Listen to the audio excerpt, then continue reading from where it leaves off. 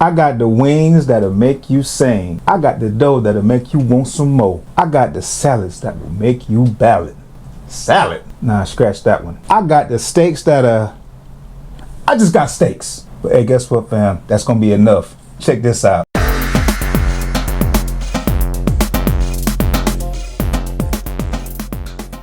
Alright fam, so today here's everything you're going to need to make some delicious, I'm talking about some delicious ribeye steaks fam. First, what you're going to need is you're going to need 2 steaks, fresh rosemary, fresh thyme, coarse salt, garlic powder, and of course, you know, some fresh ground pepper. But this is just for the purpose of presentation, but I'm actually going to use some actual fresh ground pepper it's straight from the grinder. All right, so we're not going to use this is just for like a little presentation, give y'all some visual aids. So the first thing you want to do is you want to season your meat. You want to make sure that your steaks are dry, patted dry, because the drier they are going onto the pan, the more of a good sear you're going to get for that crust. If there's a lot of moisture on it, it's going to have a hard time getting that beautiful crust we all like to see on a steak. All right, let's go ahead and add some salt. All right, now I'm not going to bore y'all by doing this on both sides on camera, but just know when you season your meat, you got to do it on both sides, fam. All right, both sides. You don't want one side to be all janky. Yeah, make sure you season both sides.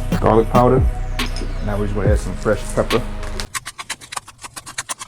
I'd also like to say one of the things that you can include in this recipe that's not currently here is some fresh garlic cloves. If you want to use some fresh garlic cloves, you can also use that in this recipe. Unfortunately, I forgot to get some before making this video, so I don't have any fresh cloves, but hey, the garlic powder should be enough of that garlic flavor. And when you get this butter and thyme, I'm trying to tell you, it's gonna all come together. All right, so let's not worry about it. So if you do have garlic cloves, you would use them as well. But right now, all I got is just fresh thyme and butter, and then the seasonings that I'm showing here. All right. So after we get our steaks seasoned, what we want to do is we want to put these things in a skillet. So all right, fam. First thing we want to do before we get our steaks on this cast iron skillet, you want to make sure it's already preheated. Right. Make sure the cast iron skillet is preheated, and also make sure that your oven is preheated to 500 degrees prior to starting to cook the steaks. All right. So what you're gonna do now is you're gonna put a little bit of olive oil on this right here. All right, so now you know, let's put our steaks down. When you put the steaks down, you hear a good sizzle. That's what you want to hear. That means you're gonna get a nice, good crust on there. All right. Now, you don't want to do too much turning, you know, because you want that thing to sit there and get a nice, good crust. So you're gonna let that thing just sit there and hang out, and we're gonna flip it in probably about 2 or 3 minutes. And then we're gonna flip it in about 2 or 3 minutes, and then I'm gonna show you what you're gonna do next. All right, let's go ahead and flip these steaks and see what we're looking like.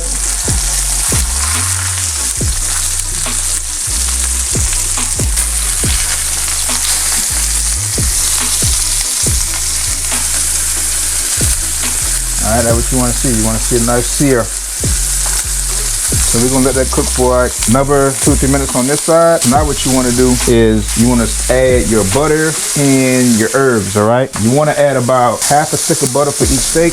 Let that middle on down. Just gonna get that butter all moved in here and circulated. Be careful not to leave this thing here too long, because you don't want your butter to burn. If your butter burns, it's gonna have a real accurate bitter taste. So you don't want it to burn, you just want it to melt down. At this point, now you're gonna add your herbs. If you have garlic cloves, you can add your garlic cloves at this time as well. I don't have any garlic cloves, so I'm not adding any, but I'm just gonna be adding the herbs that I have, which is the rosemary and the thyme. And we want that butter those herbs to get infused in this butter. So make sure you mix it around. Yeah, you want it to slide around a little bit. There we go. There we go. We want butter to incorporate all those different flavors from the seasonings and your herbs. And after your butter has gotten infused with these good flavors, you're just gonna start basting your steaks. They're nice, juicy, and buttery. There we go.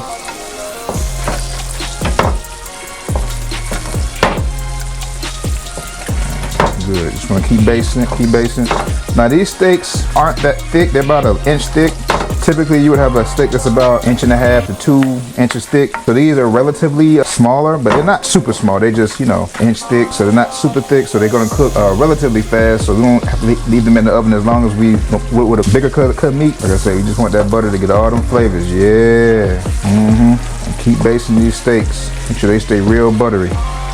Once we got them nice and buttered up, like I said, we're gonna throw these steaks in the oven at 500 degrees, and we're gonna leave it in there until we get an internal temperature of your desired choice. If you want it to be like rare, you probably take it out about 120, 125, and you let it rest for 5 minutes so that carryover temperature is gonna continue cooking. If you want it medium to medium well, obviously it'd be a little higher, so medium well, you probably take it out about 30 degrees. Medium well, you take it out about 35 to 40 degrees and let that carryover cook it. Anything after that is just well done. And I mean, you didn't ruin your steaks, fam, so I mean, you know.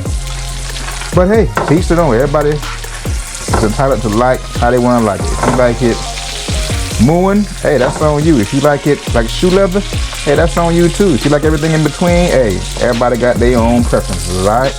And no judgment, it's judgment-free zone. You just here to enjoy some good steaks, alright? Let's go ahead and get that thing in the oven. Alright, once your steaks are at temperature, go ahead and take them out of the oven and put them out to rest so they can cool, alright? Let's get it. Hey, but check this out, fam. We can't have steak by itself with no kind of side, right? So guess what? We're gonna have some good mashed potatoes to go with our steak, alright? So what you're gonna do is you're gonna boil some potatoes. And after you got them boiled and you got them soft, you wanna go ahead and drain this water and you're gonna mash them up. Let me show you how to do that. So we're gonna go ahead and mash up our drained potatoes.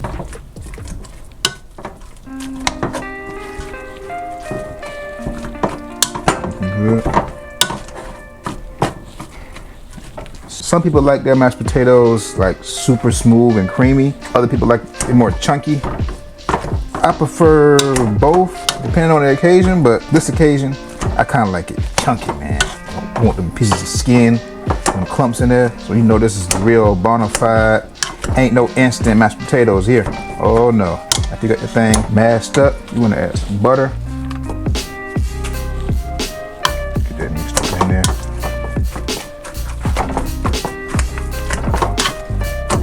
And now is the point where you add a little milk, cream, and or broth. If you have it, a little bit of beef broth, heavy whipping cream, that good old milk. Let's go ahead and continue this thing on up.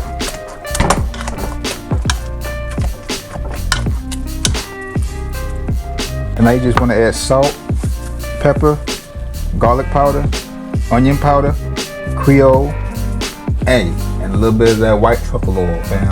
Trust me, you're gonna definitely want to add that into your mix. All right, give it that prestige, you know, fancy taste. You dig? Oh yeah, and you can't forget paprika.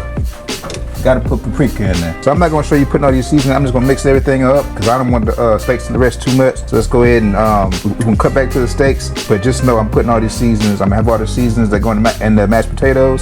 It's going to be on your screen right here, all right? So I'm not going to show you I'm not going to show me putting everything in here, but just know that this is everything that I put in mashed potatoes. I don't want to take up too much time. Let's get to these steaks, all right? All right, fam. So once your steaks have rested for about 5 minutes, you want to just take them and you want to go ahead and slice into them bad boys. You want to slice into them bad boys and see what it's looking like, all right?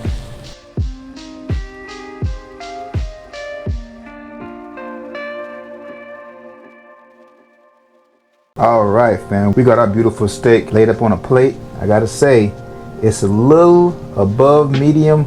It's about medium well, but hey, fam, it's all good. We still gonna have a good time with this steak, all right? It's smelling so good right now. I can't wait to stick my teeth into it. I know it's gonna taste just as good. It's looking good. Let's go ahead and get the tasting, all right? We're gonna taste this bad boy, and we're gonna knock this thing on out the park, all right? Don't go nowhere. All right, fam, we back. It's the moment of truth. Look at that. Beautiful. Look at that. Oh, look at that. Yeah.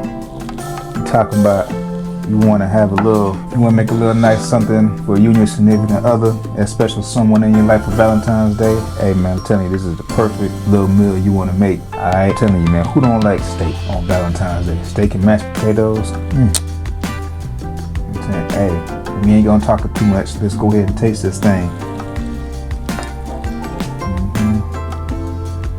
Yeah, this is a nice, I'm going to say medium well steak. It's a little more than I would like. I prefer it to be like around medium, like a medium, but this is more of a medium well. But hey, without further ado, let's taste.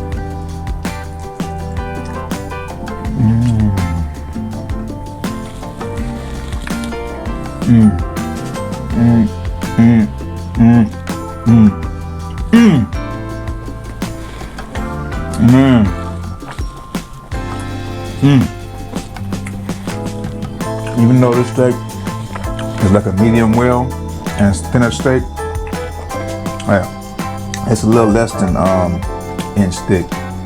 It's definitely less than an inch. It's probably about 3/4 of an inch thick.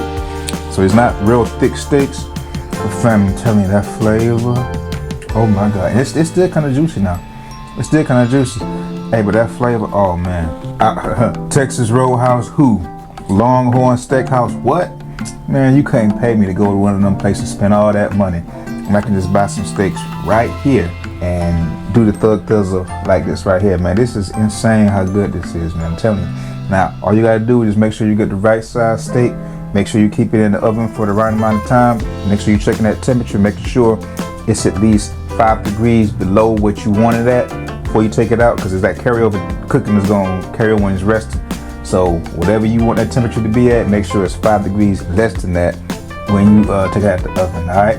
Now when you come out, let that thing rest, cut that thing like this. Ooh, I'm trying to tell you, you're gonna get some that night. You can get some tonight, I'm trying to tell you now. You make this for your significant other, it's gonna be on. All right, let's taste these mashed potatoes, all right?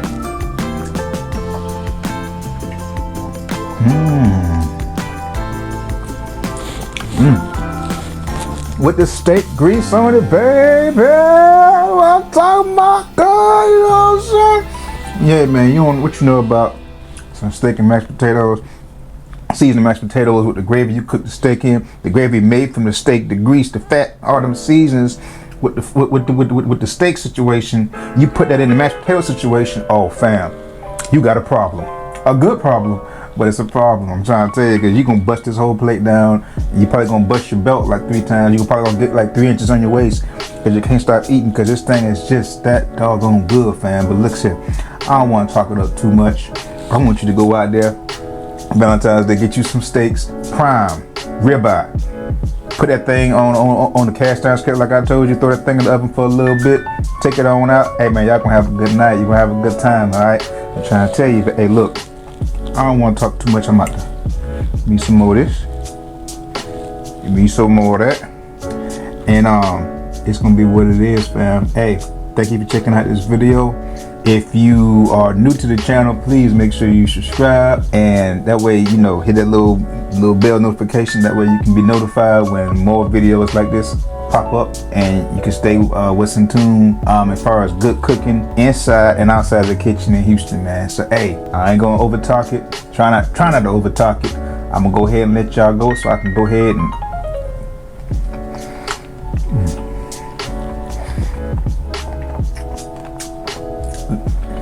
peace, y'all.